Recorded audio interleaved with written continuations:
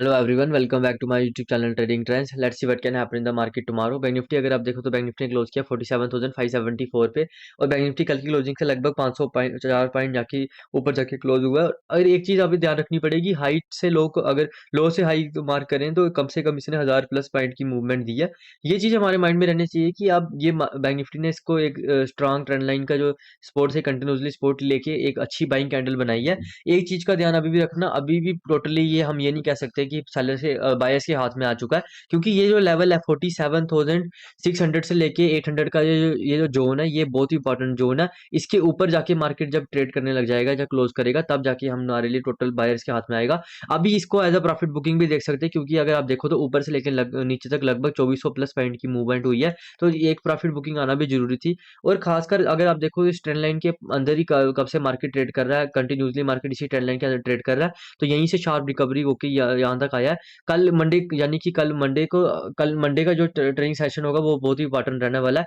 कल जो कैंडल बनेगी उसको उसकी मूवमेंट को ट्रैक करना पड़ेगा और देखना पड़ेगा कि मूवमेंट किस साइड की हो सकती है। सिंपल रखेंगे, अगर कल मार्केट 40 ऊपर के लिए हमारे पास 47,600 से लेके 800 एक इंपॉर्टेंट जोन है। ये जो जोन है एक हमारे लिए एक गेम चेंजर जोन हो सकता है। अगर मार्केट इसके ऊपर वापस आता है तो फिर मार्केट वापस ऑल टाइम हाई को ब्रेक कर सकता है और इस ट्रेंड लाइन के रेजिस्टेंस के पास आ सकता है। देखो बड़ी देर से अगर आप देखो तो कंटिन्यूसली मार्केट इसी ट्रेंड लाइन के बीच ट्रेड कर रहा है, लगभग जनवरी से लेके अभी तक ट्रेड कर रहा है।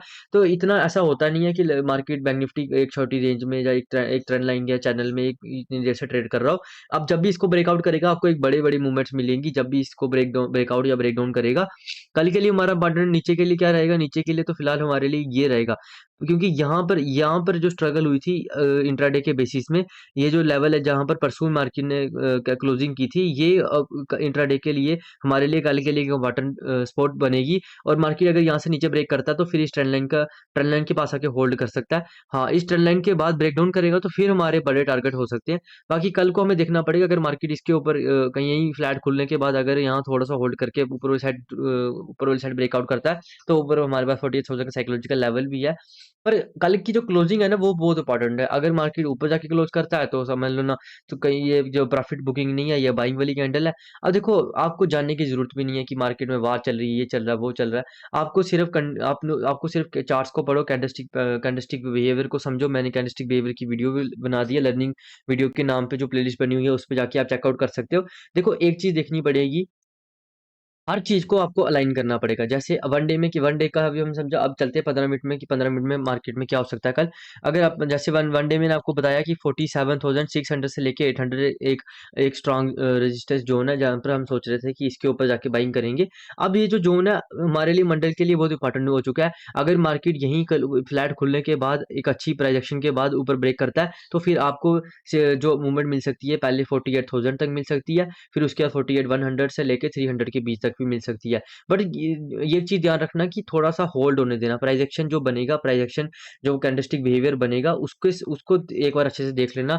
वो 15 मिनट का मतलब कि ऐसा होना चाहिए लगभग कि ऊपर जाए, लो ना तोड़े और हाई को तोड़े, तो इसके बीच जो भी थोड़ी देर होल्ड करे, फिर उसके ऊपर ब्रेकआउट करे, तो फिर ऊपर के लिए हमारे लिए लेवल्स ओपन हो जाएंगे और उसको हम ट्रेड कर सकते हैं। नीचे के लिए फिलहाल अगर मार्केट कहीं गैप डाउन खुलता है या तो इसके बीच खुलता है तो फिर मार्केट साइडवेज रहेगा, क्योंकि ये इसके लिए सपोर्ट का काम करेगा।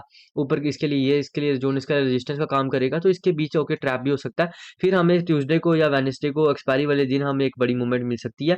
थोड़ा सा ध्यान रखना पड़ेगा। देखो कंटिन्यूसली जैसे मैंने आपको मंडे में बताया कि एक ट्रेंड लाइन के अंदर ही ट्रेड कर रहा है, तो मार्केट में अभी ऐसा कुछ ऐसा है नहीं है। हाँ, वोलेटाइल है मार्केट, मूवमेंट भी बड़ी बड़ी देर है, वोलेटाइल भी है। लास्ट के दिन अगर आप देखो तो एक अच्छा प्राइस एक्शन के साथ साथ मूवमेंट मिली है।